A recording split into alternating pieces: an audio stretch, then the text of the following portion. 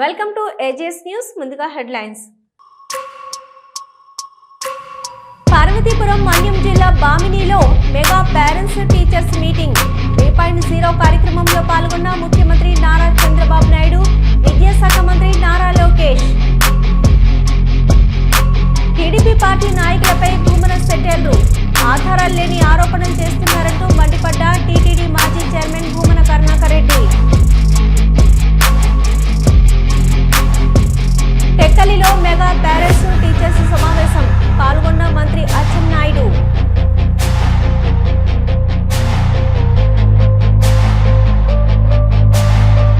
షాపూర్ నగర్ లో పర్యటించిన తెలంగాణ జాగృతి అధ్యక్షురాలు, అక్కడి సమస్యలను అడిగి తెలుసుకున్న కవిత.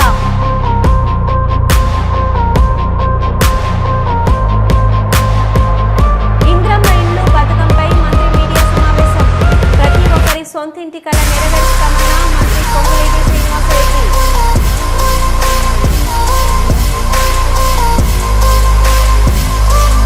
ఎన్నికల్లో ఫైట్ చేయడం, గెలవడం తన రక్తంలోనే ఉందన్న మాజీ మంత్రి. ముఖ్యమంత్రి ఆదేశిస్తే రాజీనామాకు సిద్ధమన్న Danam Nagender. Shapur Nagar urban primary health సెంటర్ను తెలంగాణ జాగృతి అధ్యక్షురాలు కవిత సందర్శించారు. హలో, హాయ్, బాగున్నారా? Hi hi, how are you? అవునా, బాగున్నారా? రాసిండ్రా?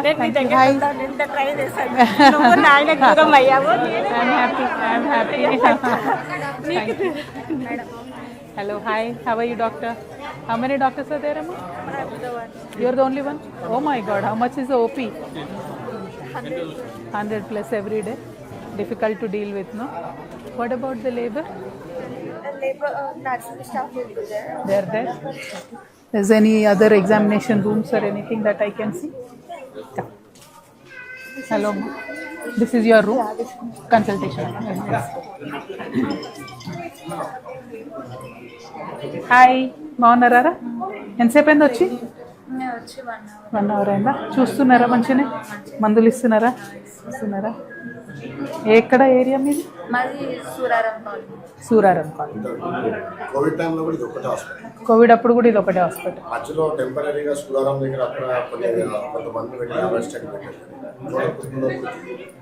ఇప్పటివరకు 3 times వెంకయ్య గారు 100 పడకలు ఇస్తారని చాలాసార్లు చెప్పారు. రేవంత్ రెడ్డి గారు చెప్పారు, అందరూ చెప్పారు, కానీ ఇంతవరకు ఇలాంటి కాలేదు, శాంక్షన్ కాలేదు. మెటర్నిటీకి ఇది ఒక్కటే.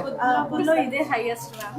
ఓపీ షాపూర్ నగర్ లో. ఓకే. పేషెంట్స్ 120 మెంబర్స్ వస్తారు. ఓకే. స్టాఫ్ తక్కువ ఉన్నారు కదా.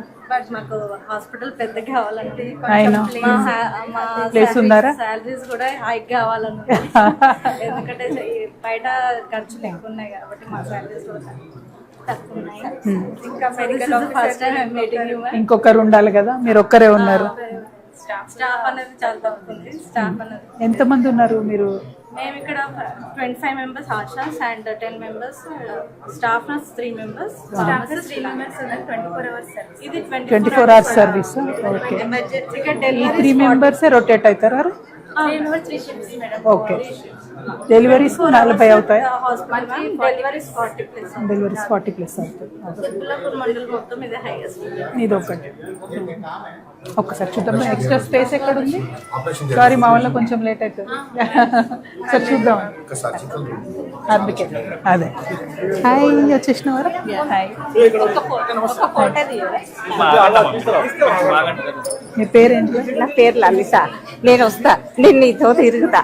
నేను చాలా బాధపడ్డాక, నువ్వు జైలు ఉన్నప్పుడు చాలా బాధపడ్డా. నాయన దగ్గరికి పోతే నన్ను పోలీసులు ఫోన్ ఇయ్యలేరక్క. నువ్వు నా అక్కని తీసుకురా, నువ్వు పోయి అక్క పాప జైలు ఉందని నేను అంటే అసలు నన్ను ఫోన్ ఇయ్యలేరక్క.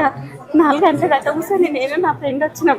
మాకు ఆటో ఎక్కడానికి అక్కడ ఆటోలు లేవు కదా, భయం అయింది రాత్రి కంటే.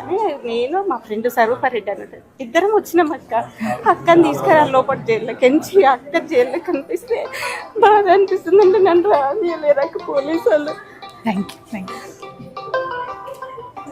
లలిత మాట్లాడు.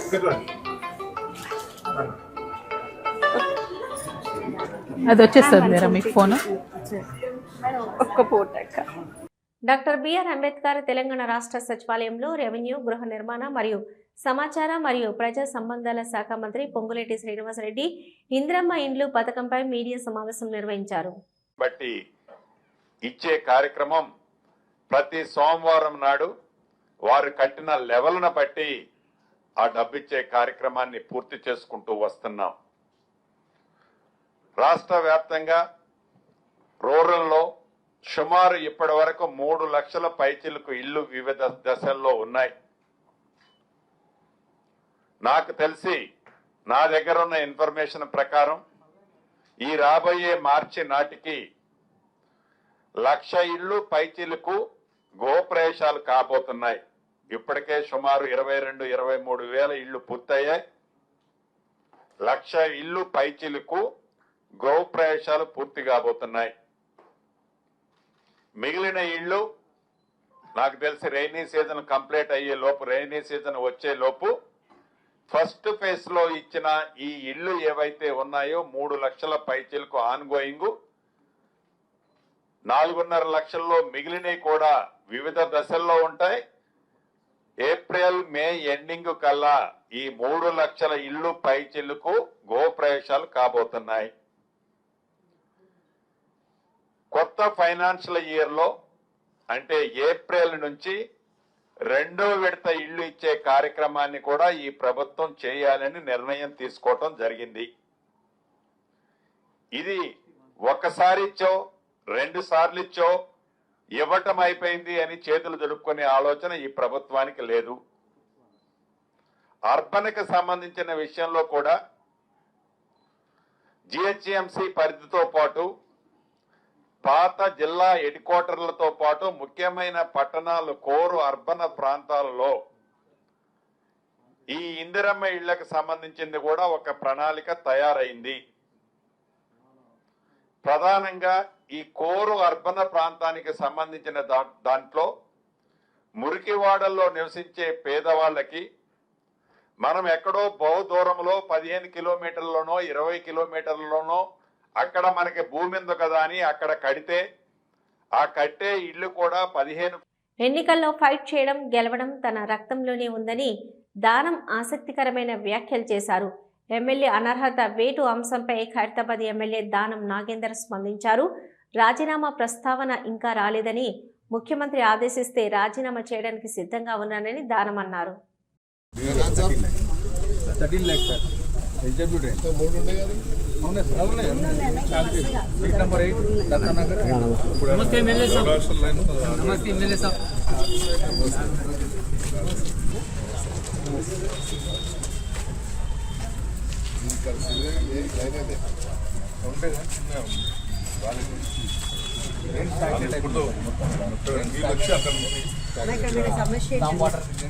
ఇక్కడ సమస్య ఏంటంటే బ్యాక్ సైడ్ ఇంజనీరింగ్ సర్కిట్ వాళ్ళు కట్టిన హౌస్ వీళ్ళకున్న పైప్ లైన్ బ్యాక్ సైడ్ మొత్తం బ్యాక్ సైడ్ రవీందర్ రెడ్డి వెనక సైడ్ అపార్ట్మెంట్ కట్టారు, చనిపోయారండి. వాళ్ళు కట్టినప్పుడు వీళ్ళకున్న డ్రైనేజ్ లైన్ లేదు, అపార్ట్మెంట్ కట్టిన దగ్గర వీళ్ళ పైప్ లైన్స్ అన్నీ కూడా అటు వెళ్లాల్సినవన్నీ ఆపేశారు. మొన్న హైడ్రాటింగ్ తీసుకొచ్చి చూపించాము. ఆయన మళ్ళీ మొన్న వచ్చారు, వచ్చి చూసుకున్నారు. అది ఎంత సెట్ చేస్తే అది వచ్చేస్తుంది పైప్ లైన్.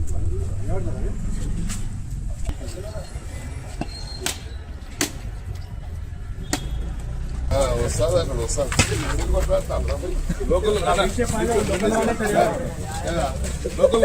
కలిసే ఉంటారన్న అంటే లో ప్రొఫైల్ మెయింటైన్ చేస్తారు. అరే రామన్న ముందు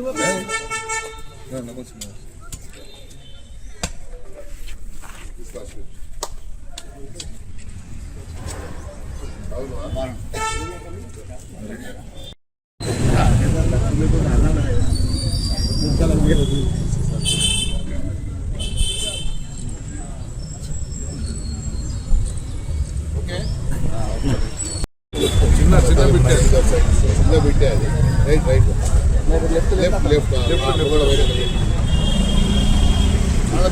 సంబంధించినటువంటి అన్ని వివరాలు కూడా నేను మళ్ళీ సుప్రీంకోర్టులో కూడా నా యొక్క వాదనని కూడా నేను అప్పీల్ చేయడం జరిగింది. అది ఇంకా కోర్టులో పెండింగ్ ఉంది కాబట్టి సుప్రీంకోర్టులో ఉంది, అదేవిధంగా స్పీకర్ గారి దగ్గర ఉంది. నేను మళ్ళీ సుప్రీంకోర్టు కూడా నా ప్రత్యేకంగా కూడా నేను కూడా అప్పీల్ కావడం జరిగింది. సందర్భాన్ని బట్టి అది నిర్ణయం తీసుకుంటాం. ఇంకా దాని గురించి ఏం చర్చ జరగలేదు. మరి ముఖ్యమంత్రి గారు అందరూ ఆలోచించిన తర్వాత అలాంటి పరిస్థితి వచ్చినప్పుడు నేను ఎన్ని ఎలక్షన్లు కొట్లాడినా మీకు తెలిసి ఇప్పటి వరకు సుమారు 11 ఎలక్షన్లు కొట్లాడాను. ఎలక్షన్కు నాకేం కొత్త కాదు, ఫైట్ చేయడం నాకేం కొత్త కాదు. ఫైట్ చేయడం, గెలవడం అనేది నా రక్తంలోనే ఉంది. ప్రధానంగా ముఖ్యమంత్రి గారు ఈ మధ్య కాలంలో ఎక్కడైనా హైదరాబాద్ సిటీ మనం ఇక రైజింగ్ సిటీగా ఉన్నటువంటి సందర్భంలో తెలంగాణలో మరి తెలంగాణలో ఇన్ని అభివృద్ధి కార్యక్రమాలు ఒక పక్కన జరుగుతూ ఉంటే రేపు 8-9వ తారీఖు నాడు గ్లోబల్ సమ్మిట్ తో పాటు రైజింగ్ తెలంగాణ సంబంధించినటువంటి మరి ఎన్నో అంశాలని అక్కడ ప్రస్తావించబోతున్నారు ముఖ్యమంత్రి గారు. కాబట్టి రైజింగ్ తెలంగాణ అంటే ఎలా ఉంటుందో చెప్పాలని 3 ట్రిలియన్ మరి రాష్ట్రానికి చేర్చాలని ఒక సంకల్పంతో పోతున్నటువంటి ఈ తరుణంలో మరి ప్రధానంగా అభివృద్ధి మీద అందరూ కూడా కార్యకర్తల దృష్టిని కేంద్రీకరించాలని కోరుకుంటూ మరి ఏ రకంగానైతే మన రాష్ట్ర ప్రభుత్వము ఈ రాష్ట్రాన్ని 3 ట్రిలియన్ రాష్ట్రంగా తీర్చిదిద్దాలని ప్రయత్నం చేస్తున్నాం. మనం కూడా అందరూ అందులో భాగస్వాములై మరి గ్లోబల్ సమ్మిట్ కు వస్తున్నటువంటి ప్రతినిధులందరికీ పెట్టుబడి పెట్టడానికి వస్తున్నటువంటి మల్టీనేషనల్ కంపెనీలకు కూడా మేము మనస్ఫూర్తిగా స్వాగతం పలుకుతాం. ప్రభుత్వాన్ని ఇంకా బలోపేతం చేయడానికి మరి 10 సంవత్సరాలు ముఖ్యమంత్రి గారు ఏ రకంగానైతే మరి రాష్ట్రాన్ని 10 సంవత్సరాలు పాలించితేనే ఈ రాష్ట్రం సర్వతోముఖ అభివృద్ధి జరుగుతుంది అన్నటువంటి ఆలోచన ముఖ్యమంత్రి గారికి ఉంది. కాబట్టి అలాగా మనం పనిచేసి ఈ రాష్ట్రాన్ని ఇంకా అభివృద్ధి పథంలో తీసుకెళ్లి 3 ట్రిలియన్ కు చేర్చే విధంగా అందరు సహకరించినప్పుడు ఇది సాధ్యమవుతుంది. కాబట్టి దానికి ముందుగా మనం సంకల్పం తీసుకోవాలని కూడా ఈ సందర్భంగా బీసీ రిజర్వేషన్ల కోసం ఆత్మహత్యకు యత్నించి గాంధీ ఆసుపత్రిలో చికిత్స పొందుతున్న సాయి ఈశ్వర్ని మాజీ మంత్రులు తలసాని శ్రీనివాస్ యాదవ్, శ్రీనివాస్ గౌడ్, బీసీ సంఘం నాయకుడు జాజుల శ్రీనివాస్ పరామర్శించారు. గాంధీ ఆసుపత్రిలో చికిత్స పొందుతున్న అతని ఆరోగ్య పరిస్థితిని వైద్యులను అడిగి తెలుసుకున్నారు.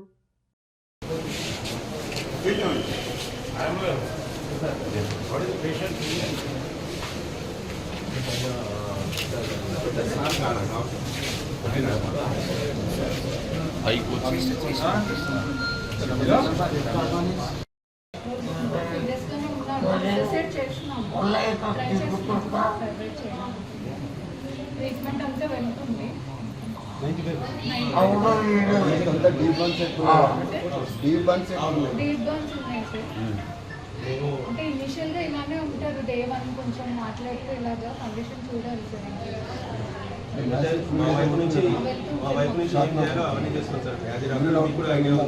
యూరిన్ అవుట్పుట్ చేస్తున్నాం సార్. ఇప్పుడే ఎంట్రీ చేస్తాం హై కలర్.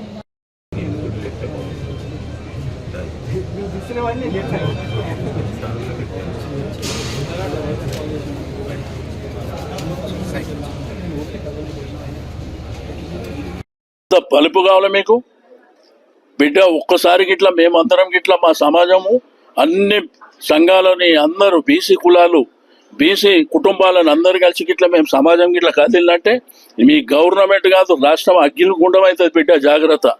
ఎందుకంటే 78 సంవత్సరాలు అవుతుంది స్వాతంత్రం వచ్చి. అరే మా భిక్ష మీద మీరు బతుకుతుంది. 2 కోట్ల జనాభా మా వాళ్ళు ఉంటే మీరు అధికారం చెలాయించుకుంటూ మీ ఇష్టానుసారం చేసుకుంటూ ఈ విధంగా దౌర్జన్యాలు చేసుకుంటూ మా అమాయకమైనటువంటి పిల్లల మీద మీరు ఈ విధమైనటువంటి కార్యక్రమాలు చేపట్టడం చాలా బాధాకరమైనటువంటి అంశం. తప్పకుండా 50 లక్షల రూపాయలు సాయి ఈశ్వర్ కుటుంబ సభ్యులకు ఇవ్వాలని చెప్పి నేను డిమాండ్ చేస్తూ ఉన్నాను. తప్పకుండా రాష్ట్రంలో ఉన్నటువంటి బీసీ బిడ్డలారా మీరు దయచేసి ఆత్మహత్యలు కాదు ఎమోషన్కు లోను కావద్దు. మీ పక్షాన సంఘాలు ఉన్నాయి కొట్లాడడానికి. రాజకీయ నాయకులుగా మేమున్నాం. మేము ఎట్టి పరిస్థితుల్లో ఈ ప్రభుత్వాలను వదిలిపెట్టాం. మనం నిలబడి నికారుగా కొట్లాడదాం. తప్పకుండా ఈ ప్రభుత్వాల మీద ఒత్తిడి తీసుకొస్తాం. అంతేగాని మీరు ఎమోషన్లా లేనిపోని చేసుకోవద్దు. ఇక్కడ నీ మీద కుటుంబం ఆధారపడి ఉంది, ఈ బీసీ సమాజం ఆధారపడి ఉంది. అది పరిగణలోకి తీసుకోవాలని చెప్పి నేను ఈ సందర్భంగా తెలియజేస్తా ఉన్నాను. కానీ పంచాయతీ ఎన్నికలు కూడా పార్టీల పరంగా జరిగే ఎన్నికలు కావు, పార్టీ గుర్తుల మీద ఎన్నికలు జరిగేవి కావు. కాబట్టి మా బీసీ సంఘాలు కానివ్వండి, మేము కానివ్వండి, ఈ 42% రిజర్వేషన్ మీద ఈ పంచాయతీ ఎన్నికల వరకు ఆపి పంచాయతీ ఎన్నికల తర్వాత జెడ్పీటీసీ ఎంపీటీసీ ఎలక్షన్లు పార్టీ గుర్తుల మీద జరుగుతాయి. అప్పుడు రాష్ట్రంలో ఉన్నటువంటి బీసీలను అందరినీ ఏకం చేసి మీ పని పడతామని చెప్పి నేను ఈ సందర్భంగా తెలియజేస్తా ఉన్నాను. మేడ్చల్ జిల్లాలో తెలంగాణ జాగృతి జనం బాట కార్యక్రమంలో భాగంగా గాజుల రామారం పెరిగి చెరువును సందర్శించారు. కవిత కుత్బుల్లాపూర్లో 100 పడకల ఆసుపత్రి కట్టిస్తామని వివిధ పార్టీల నాయకులు గత 25 ఏళ్లుగా చెప్తున్నారు తప్ప అమల్లోకి తీసుకురాలేదని అన్నారు కవిత. జిహెచ్ఎంసీకి రిజిస్టర్డ్ గిఫ్ట్ చేశాం మేడం 2019లోనే. జిహెచ్ఎంసీ సెట్ బ్యాక్ పార్క్స్ అన్ని హ్యాండ్ ఓవర్ చేస్తారు. దాన్ని ఆక్యుపై చేసుకొని మళ్ళీ కడతాను. రిజిస్టర్డ్ గిఫ్ట్ చేసిన దాన్ని కూడా వాళ్ళకి లేదు. సర్వే ఎవరు అనిల్ రావు అంటే బాలకృష్ణ కన్స్ట్రక్షన్ సార్. ఎవరు నవీన్ రావు ఎమ్మెల్సీ వాళ్ళదా? అది చుట్టాలు ఇక మేడం కొద్దిగా అడ్డం లేండి చెరువు కనపట్టట్టు. కంప్లైంట్ చూడు మేడం, ఇది 1/12 ఇచ్చాం కంప్లైంట్ జిహెచ్ఎంసీ. ఏమి రెస్పాన్స్ లేదా? ఏమి రెస్పాన్స్ లేదు. ఇవన్నీ కంప్లైంట్లే మేడం, మొత్తం కంప్లైంట్. హైడ్రాకి ఇవ్వలేదా? హైడ్రా కూడా ఇచ్చా మేడం. హైడ్రాది ఒక కాపీ ఉంటాయి ఇవ్వండి నాకు వాట్సాప్ పెడితే మనం కమిషనర్ పంపిస్తాం. ఇట్లా ఆల్రెడీ వచ్చారు కానీ ఎవరు దాన్ని ఏమంటారంటే లోపల అంతా ఈ మొత్తం కంప్లైంట్ మేడం. పైకి వెళ్దాం రండి. అన్ని కంప్లైంట్ ఎన్ని ఇయర్స్ నుంచి ఫైట్ చేస్తున్నారు రవి మీరు? మేము ఎన్ని ఇచ్చాం మేడం వాళ్ళకి, హైడ్రా వాళ్ళకి కూడా ఎన్ని కవరింగ్ లెటరు, సేల్ లీడ్, మన ఇది చేసిన survey report, court case details, ఇన్ని కోర్టు కేసులు ఉన్నాయి మేడం. దాని మీద కైలాష్ హిల్స్ పార్క్ గురించి చేశారు, కైలాష్ హిల్స్ పార్క్ గురించి చేశారు, ఇది FTL గురించి మోదేపురం వాళ్ళు వేశారు. ఇన్ని కేసులు ఉన్నాయి దాని మీద. ఇవన్నీ ఇక్కడ ఉండే అసోసియేషన్స్ కాలనీస్ కాలనీలో చుట్టుముట్టాలు అందరూ వేశారు. మీరు ఎక్కడ ఉంటారు? 1992లో అప్పుడైతే చెరువు మంచిగా ఉంటుంది. అవునా? అవునా?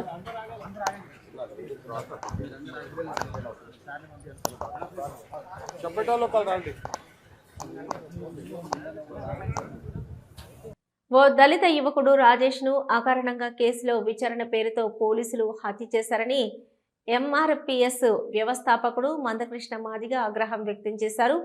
దీనిపై హైకోర్టు సిట్టింగ్ జడ్జితో విచారణ జరిపించాలని, కేంద్ర రాష్ట్ర ప్రభుత్వాలు SC కమిషన్ ప్రత్యేక బృందం విచారణ జరిపించాలని అన్నారు.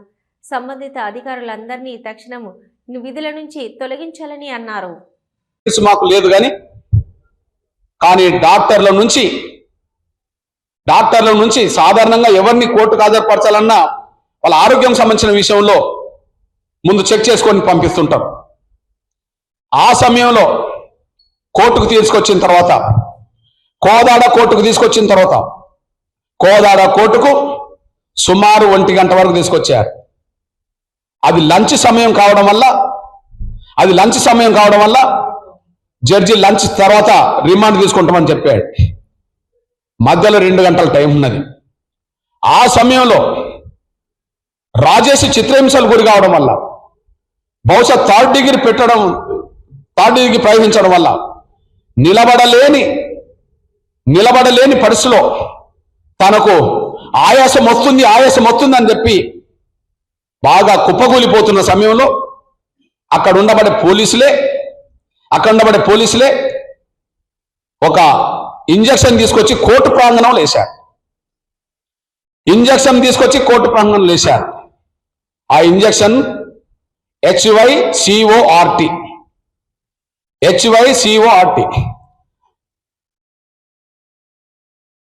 కోర్టుకు హాజరుపరిచే జగిత్యాల జిల్లా మాల్యాల తహసీల్దార్ కార్యాలయంలో GPO ప్రవీణ్ అక్రమాలకు పాల్పడి సస్పెండ్ అయ్యారు. ప్రవీణ్ తో పాటు జవాజీ జలజపై పోలీసులు కేసు నమోదు చేసి దర్యాప్తు చేపట్టారు.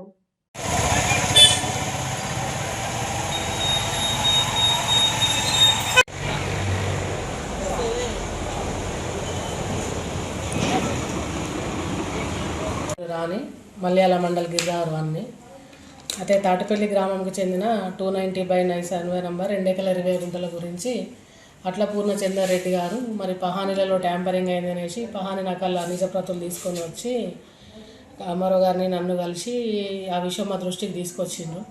మరి ఇది ట్యాంపరింగ్ ఎక్కడైందని చెప్పేసి విచారణ గావిస్తే మనకు కొత్తగా వచ్చిన గ్రామ పాలనా అధికారి ఎల్దాసరి ప్రవీణ్ గారు మరి తాటిపల్లి గ్రామాల ఈ 290/9 సర్వే నెంబర్ను ట్యాంపరింగ్ చేసినట్టు విచారణలో తెలిసినది. అయితే ఇట్టి విషయాన్ని మరి పై అధికారులకు లేఖ ద్వారా పంపి విషయాన్ని తెలియజేయగా పై అధికారులు వారిని సస్పెండ్ చేయడం జరిగింది. విచారణలో ఆయన అదొకటే చేసినా అని అతను కూడా ఒప్పుకున్నాడు. ఇంకా ఏదైనా గ్రామంలో ట్యాంపరింగ్ చేసిందా అనే దానిపై విచారణ కొనసాగుతుంది. ఇక ఇప్పుడు భవిష్యత్తులో ఇలాంటి తప్పులు పునరావృతం కాకుండా ముందు చర్యలను మేడం గారు మేము కైకొంటాం. మాదాపూర్లో మరో కంపెనీ దుకాణం ఎత్తేసింది. మెడికల్ కోడింగ్ ఉద్యోగాలు ఇప్పిస్తామంటూ లక్షలు వసూలు చేసిన మైండ్స్ పార్క్ సంస్థ మూతపడింది. మెంటర్ శ్రీకాంత్ జోషి నిరుద్యోగుల దగ్గర నుంచి లక్షల్లో డబ్బులు వసూలు చేసి రాత్రికి రాత్రి పరారయ్యాడు. ఒక్కొక్క నిరుద్యోగి దగ్గర సుమారు 1,00,000 నుంచి 2 లక్షలు వసూలు చేశారు. సుమారు 80 నుంచి 100 మంది బాధితులు ఉన్నారు.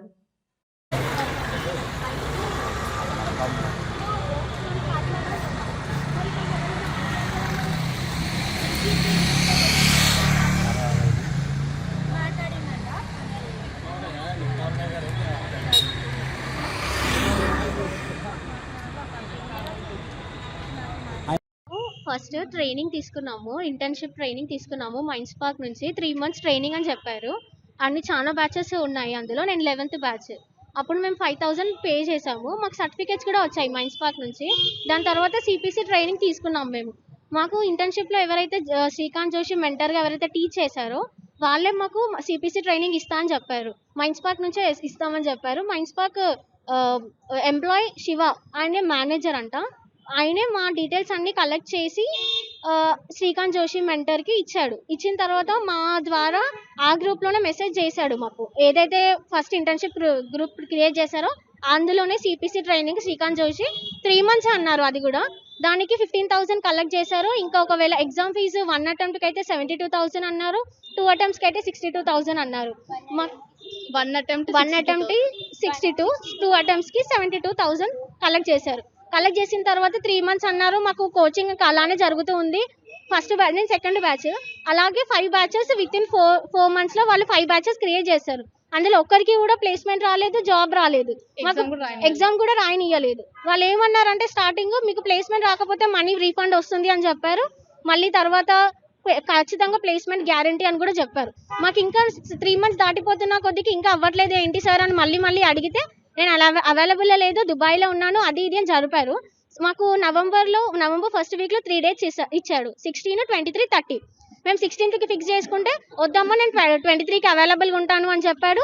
మళ్ళీ అదే టైంలో మాకు ఏమని చెప్పాడు, 40,000 పెట్టి మేము పేపర్ లీక్ చేశాను, నేను చీఫ్ ఇన్విజిలేటర్గా అపాయింట్ అయ్యాను, సో మీకు పేపర్ కూడా నేను అందించగలను అని చెప్పి మాకు చెప్పాడు. చెప్పడం వల్ల కొంతమంది పేపర్ కూడా అవైల్ చేసుకున్నారు ఆయన ద్వారా. చేసుకున్న తర్వాత 23కి నేను ఉండట్లేదమ్మా, 30కి మీరు తీసుకోండి, అప్పుడు మాకు పేపర్ అనేది ఫ్రీగా వస్తుంది అని కూడా ప్రమోట్ చేశాడు. సో 40,000 ఎవరైతే కట్టారో వాళ్ళకి December 2కి రీఫండ్ వస్తుంది, మీకు ఫ్రీగా 30కి మీరు రాయండి అంటే 30కి సరే సార్ 30కి ఫిక్స్ చేయండి అని అన్నాము. 30కి ముందు రోజు 29th సాటర్డే రోజు మేము హాల్ టికెట్ సార్ ఇంకా ఎప్పుడు అనేసి మేము మార్నింగ్ నుంచి ట్రై చేస్తున్న కొద్దిగా రిప్లైలు ఇస్తున్నాడు. వెంటనే రిప్లైలు ఇచ్చాడు. ఆఫ్టర్ 11:43 వరకు మాకు రిప్లై ఇచ్చాడు సార్. దాని తర్వాత మాకు అవుట్ ఆఫ్ నెట్వర్క్ కవరేజ్ ఏరియాలో నుంచి వస్తుంది. ఇప్పటి వరకు అనేది కలవలేదు, డీటెయిల్స్ కూడా ఏం తెలీదు. మేము శివారెడ్డిని కాంటాక్ట్ అయితే సండే రోజు ఆగమన్నాడు, ఆయన ఆన్లైన్లోకి వచ్చేదాకా వెయిట్ చేయమన్నాడు. దాని తర్వాత మేము ప్రిడిక్స్ కంపెనీకి వచ్చాము. ఎందుకంటే శ్రీకాంత్ జోషి ఎక్కడైతే శివ ఇద్దరు కలిసి వర్క్ చేసే కంపెనీ ప్రిడిక్స్. యాక్చువల్గా మేము ఇంటర్న్షిప్ తీసుకుంది ఏంటంటే మైండ్స్ పార్క్ ప్రిడిక్స్ ఇద్దరు సిఇఓలు ఒకరే, దిలీప్ కుమార్. సో మేము ఇక్కడికి వచ్చి మాట్లాడితే దిలీప్ కుమార్ సిఇఓ ఎవరైతే ఎంప్లాయీస్ ఉన్నారో వాళ్ళెవరికి ఈ విషయం తెలియదంట. సపరేట్గా శ్రీకాంత్ అండ్ శివ వాళ్ళు సపరేట్గా వచ్చి ఇదంతా మా ఇన్ఫర్మేషన్ గ్యాదర్ చేసుకొని చేశారని చెప్పారు. బట్ అదే రోజు మేము మళ్ళీ గ్రూప్లో అంతా చెక్ చేసుకుంటే మైండ్స్ పార్క్ టీమ్ అయితే ఏదైతే ఉందో అందులో నుంచి కూడా మాకు సిపిసి ట్రైనింగ్ గురించి మెసేజ్ వచ్చింది సార్. కంపెనీ నెంబర్ నుంచి మాకు మెసేజ్ వచ్చింది. బట్ వాళ్ళు ఆ రోజు మా కంపెనీ సిపిసి గురించి తెలీదు, ఎగ్జామ్ ఫీజు తెలీదు, ప్యాటర్న్ తెలీదు అని ఎస్కేప్ అయ్యారు. మేము ఎఫ్ఐఆర్ ఫైల్ చేశాము. రాష్ట్ర మంత్రి పొన్నం ప్రభాకర్ మిడ్మానేరులో బోట్లో షికారు చేశారు. ప్రభుత్వ విప్ ఆది శ్రీనివాస్తో కలిసి మిడ్మానేరు జలాశయంతో ముంపునకు గురైన వరదవెల్లి గుట్టపై ఉన్న దత్తాత్రేయ స్వామిని దర్శించుకున్నారు. భక్తులతో కలిసి భజనలు చేశారు.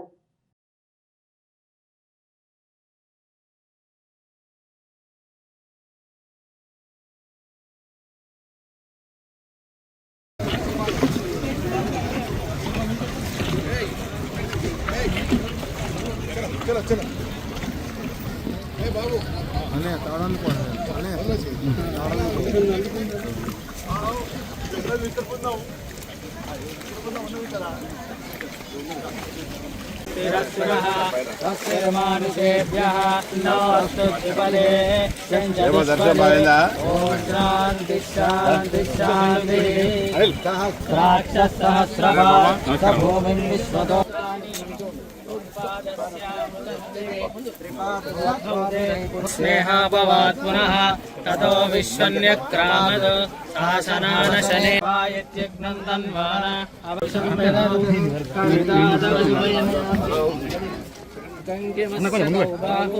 భోరే పాదముచ్యతే బ్రాహ్మణోస్యాః ముఖమాసితే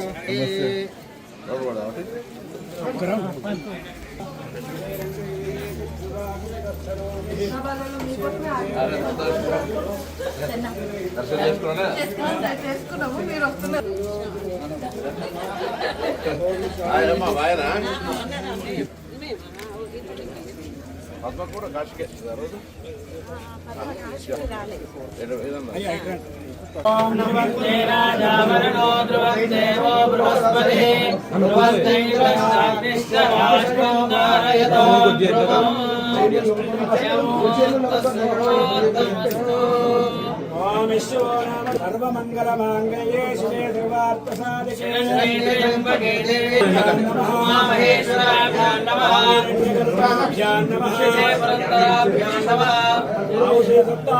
స్వామి దేవతాభ్యో నమః. జై గురుదత్తాయ నమః. ఈరోజు దత్తాత్రేయుని జయంతి సందర్భంగా నేను గౌరవ ప్రభుత్వ విప్పు ఆది శ్రీనివాస్ గారు స్థానిక నాయకత్వం అందరం కూడా వచ్చి ఆ స్వామివారి దర్శనం చేసుకున్నాం. ఈ దత్తాత్రేయ స్వయంభుగా వెలిచినటువంటి ఈ యొక్క వరదవెల్లి గుట్ట పైన మిడుమానర్ ప్రాజెక్టు రావడం వల్ల చుట్టూ నీళ్ళు వచ్చినాయి. బోట్లు ఏర్పాటు చేసినాం. కానీ శాశ్వతంగా దర్శనాలకు సంబంధించి దత్తాత్రేయ జయంతి రోజే కాకుండా శాశ్వతంగా ఉండాలనే ఆలోచనతో ప్రతిపాదనలు ఇరిగేషన్ శాఖ దగ్గర పెండింగ్ ఉన్నాయి. స్థానిక శాసనసభ్యులు సత్యం గారు, గౌరవ ఆది శ్రీనివాస్ గారు, నేను ఆ యొక్క కంప్లీట్ చేసే బాధ్యత, దానికి అప్రోచ్ రోడ్ కూడా తీసుకుపోయే విధంగా చేస్తాం. రఘునాథపాలెం మండలంలో మాజీ మంత్రి పువ్వాడ అజయ్ కుమార్ పర్యటించారు. మాజీ మంత్రి కాన్వాయ్ ని ఎన్నికల సిబ్బంది తనిఖీ చేశారు.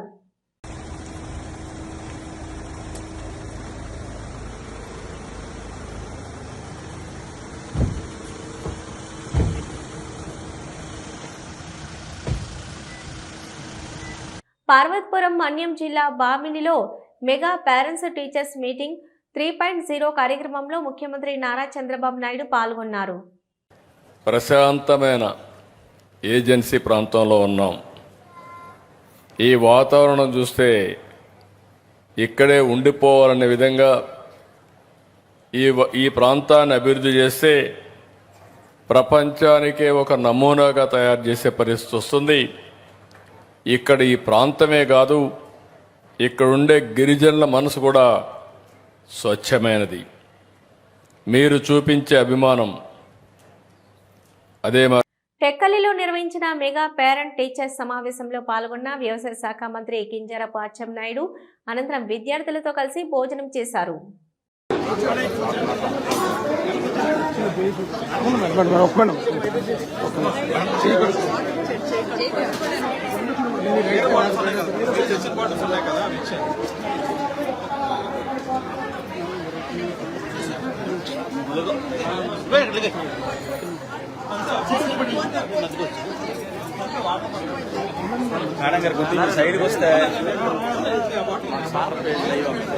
అవునా, సరే సరే.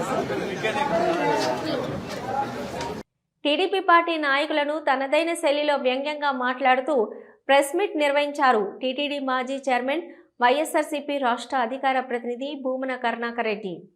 గజదొంగ కరుణాకర్ రెడ్డి దీని వెనక పాత్రధారి సూత్రధారి తానే అని ఆ దొంగను కలుగులో నుంచి పట్టుకుంటాము అనని నారా లోకేష్ గారు ఒక ట్వీట్ చేసినారు. అలాగే చంద్రబాబు యొక్క భక్తిజన ఛానల్ అధ్యక్షుడైన తుచ్చ మ్లేచ్ఛ గుణ సుభాషితుడైన బిఆర్ నాయుడు గారు. ఇవి ఇప్పటివరకున్న అప్డేట్స్. చూస్తూనే ఉండండి న్యూస్.